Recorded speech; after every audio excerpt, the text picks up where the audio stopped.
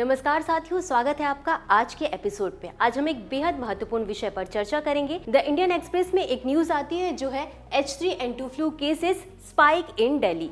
तो इस न्यूज को हम पूरे विस्तार से देखेंगे कि आखिर H3N2 फ्लू जो है वो होता क्या है। तो सबसे पहले तो यही समझ लेते हैं कि ये खबरों में क्यों है। तो दिल्ली एनसीआर में H3N2 इन्फ्लुएंजा ए के मामलों में वृद्धि देखने को मिल रही है और ये भी कहा गया है कि इसके जो लक्षण हैं वो पिछले वर्षों की तुलना में अधिक हैं, उनसे ज़्यादा बढ़ गए हैं, उनसे ज़्यादा खतरनाक देखने को मिल रही हैं।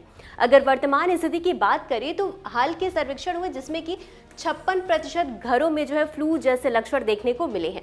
इसके साथ ही इसके कारणों में मौसमी परिवर्तन यानी कि जो मौसम में आजकल परिवर्तन देखने को मिल रहा है उसकी वजह, तापमान का कभी बढ़ना कभी कम होना, ये भी इसकी वजह है। और इसके साथ ही जो सबसे बड़ा रीज़न है वो है कमज़ोर प्रतिरक्षा प्रणाली।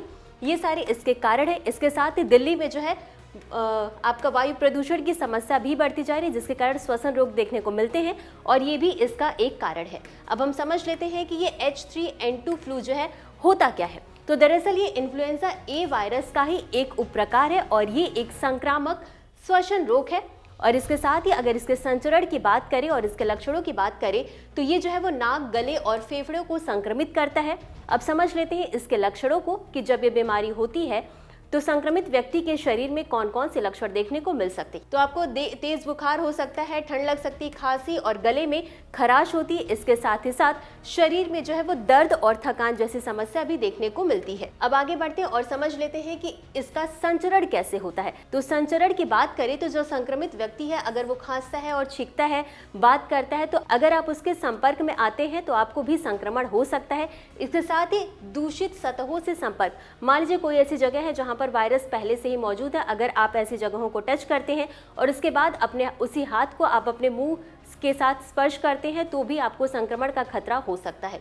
इसके साथ ही अगर संक्रामकता अवधि की बात करें तो इसका खतरा आपको 5 से 7 दिन तक आपको आपके अंदर इसके लक्षण दिखाई दे सकते हैं। अब बात करें कि इसकी जो है वो जोखिम वाले समूह की, तो 5 साल के बच्चे और जिनकी जो है प्रतिरक्षा प्रणाली कमज़ोर होती है उनमें ये फैलने के चांसेस ज़्यादा होते हैं।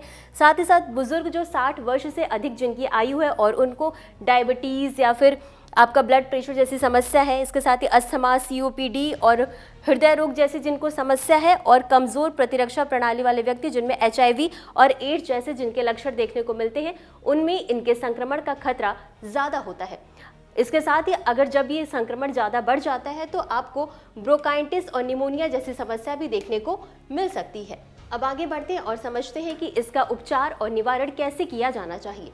तो ये जो H3N2 है इसके परीक्षण की विधि जैसे कोविड-19 में होता था आपका RT-PCR टेस्ट, वैसे ही इसका टेस्ट होता है।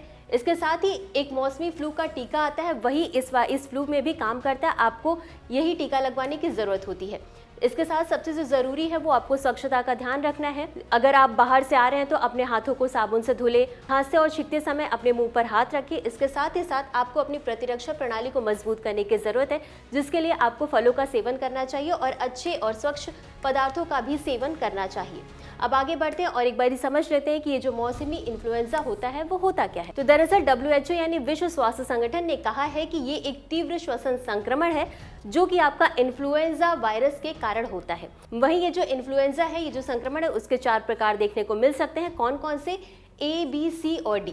और इसमें से A, B और C जो है वो दरअसल मनुष्यों को संक्रमित करता है और आज का जो हमारा वायरस है वो आपका इन्फ्लुएंजा A प्रकार का है। तो इसी के साथ हमने पूरा डिस्कस करा इस फ्लू के बारे में, इसके बढ़ते मामलों के बारे में। तो इसके लिए आप अपना ख्याल रखें। और अब बारी है आज के हमारे अभ्यास प्रश्न की। प्रश्न है, दिल्ली एनसीआर में H3N2 के मामले में वृद्धि के पीछे संभावित कारकों में से एक क्या है? आपके ऑप्शंस हैं A, अत्यधिक गर्मी, B, उच्च वायु प्रदूषण, C, केवल दूषित भोजन का सेवन या D, केवल पानी की कमी। तो इस प्रश्न का उत्तर हमेशा की तरह आपको कमेंट बॉक्स में देना है। आज के लिए बस इतना ही। धन्यवाद।